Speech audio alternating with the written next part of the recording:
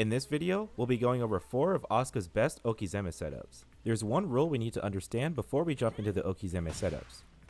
Anytime we're finishing a combo, we want to completely avoid using forward forward 2-1. This is because we're essentially throwing our opponent across the screen, which means we have to cover more distance in order to Oki our opponent.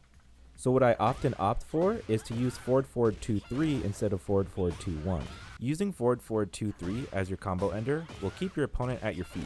We will no longer have to run across the screen in order to Oki our opponent. This will make our Oki game way more consistent and effective. Currently I have Reina set to do a wake up mid kick. Remember that any time our opponent's waking up from the ground, we always have the advantage. The first Oki setup we'll look at is using wall standing 1+2. This move I feel is a little overlooked by most Asuka players, but here's a very simple and effective way to use this. Anytime we achieve a soft knockdown, we're going to go ahead and do one dash and do wall standing 1+2. This option has multiple uses. The first reason we want to opt for wall standing 1+2 is that if our opponent mashes on wake up, they get counter hit for a free combo. Here I'm doing a down back 1-4 tailspin, forward forward 4, forward forward 2-3, a dash, and then wall standing 1+2. And if the wall is near, you might as well do your wall carry for extra damage. The second use for wall standing 1+2 is that we have a very advantageous sidestep window on block.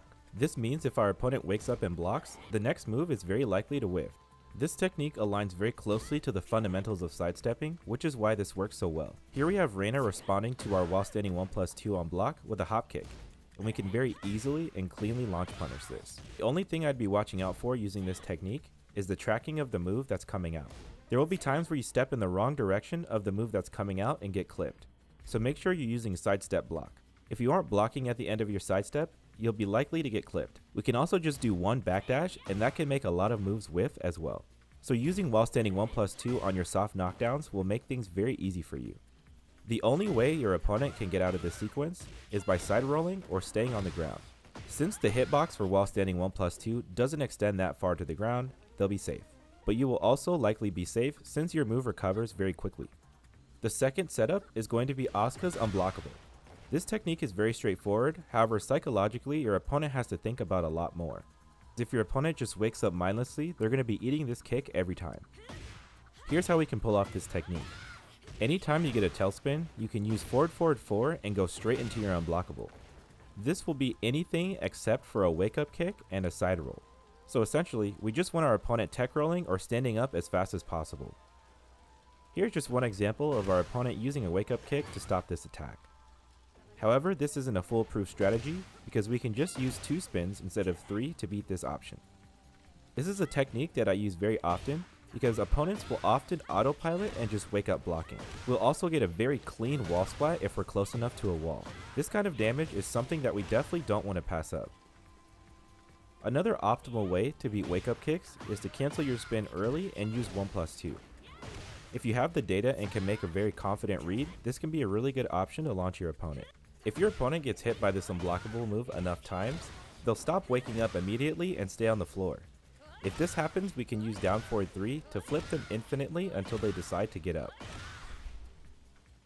This creates a situation where if your opponent stays on the floor, they get flipped, and if your opponent wakes up, they wake up into the unblockable. The next setup we're going to learn is how to Oki with grabs. Grabs are a fantastic way to Oki your opponent as they have to guess right away upon wake up. The first thing we can learn is that Asuka has loopable grabs.